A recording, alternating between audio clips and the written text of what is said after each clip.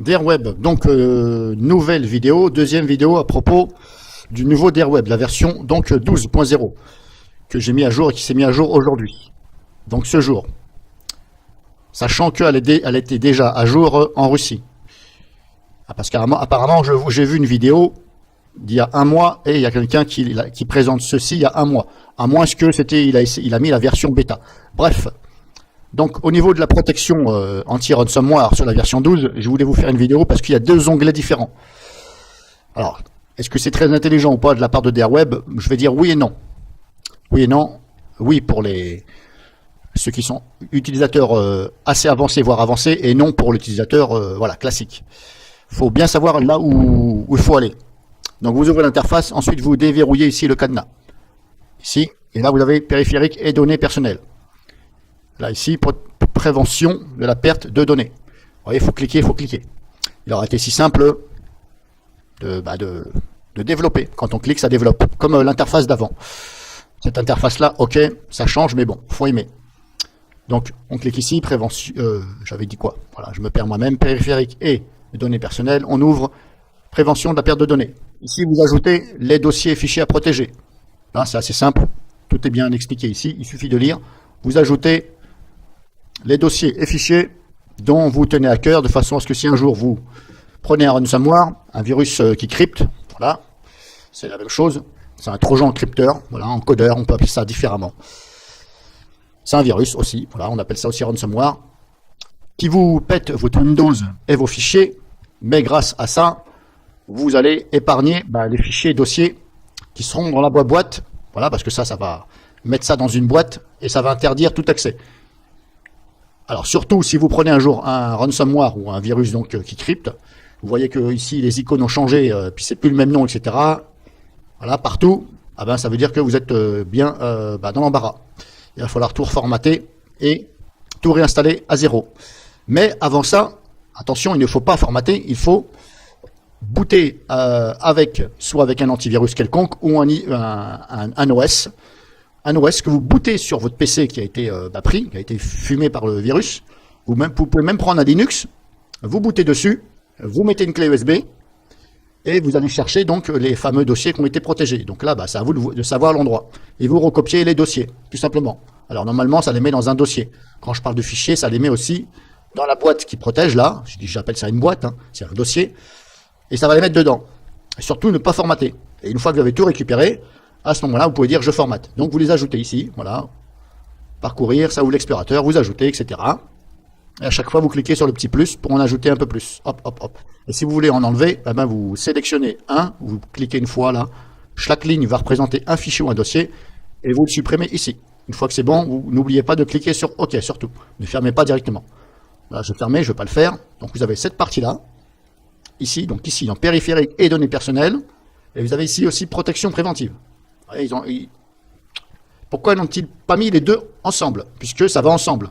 Protection ransomware, c'est justement la prévention de la perte de données. C'est pareil. Alors je ne sais pas pourquoi. Ils auraient dû mettre carrément l'autre partie où on ajoutait ici protection contre les ransomware. Non, ils ont été pas très intelligents là-dessus. Vous pouvez aussi désactiver. Hein. Si vous ne vous en servez pas du tout, vous n'en avez rien à foutre. Je serais vous, je la désactiverai. Si vous copiez tout à chaque fois à l'extérieur, vous le désactivez. Comme ça, au moins, ça va soulager un petit peu votre PC. Ça ne va pas utiliser un processeur pour cet agent, par exemple, parce que ça, c'est un agent. Donc, protection contre le ransomware, si on ouvre ici, pareil, là, il suffit de lire.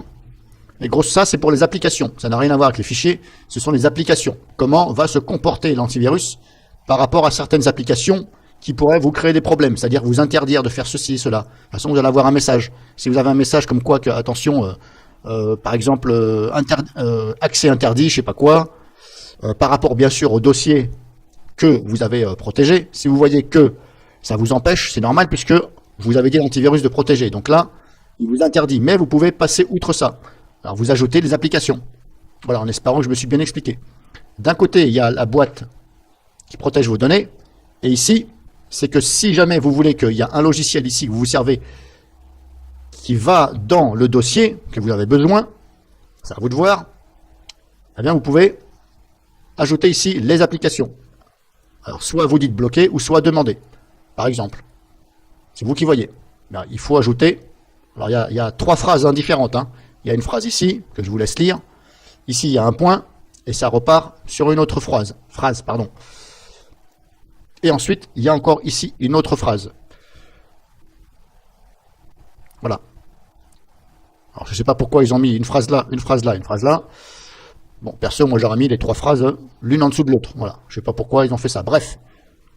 Vous regardez, vous sélectionnez ici, vous cliquez sur plus pour à chaque fois. Et là, c'est bien une application. Ça n'a rien à voir avec les dossiers. C'est pour ça que je vous dis, ils auraient dû mettre ça quand même au même endroit. Moi, je serais eux, j'aurais mis tout ici. Parce que le ransomware, ça concerne aussi les données. Voilà, la perte des données. Et quand vous actionnez ça, quand vous le faites, ça crée automatiquement un dossier, mais j'avais déjà fait une vidéo. Vous savez, ça crée un dossier normalement dans le C. Ici, par là, ce sera marqué DR Web, je sais pas quoi. Et le dossier, il sera visible que si vous avez activé la visibilité des fichiers dossiers cachés. C'est un peu comme le dossier programme data.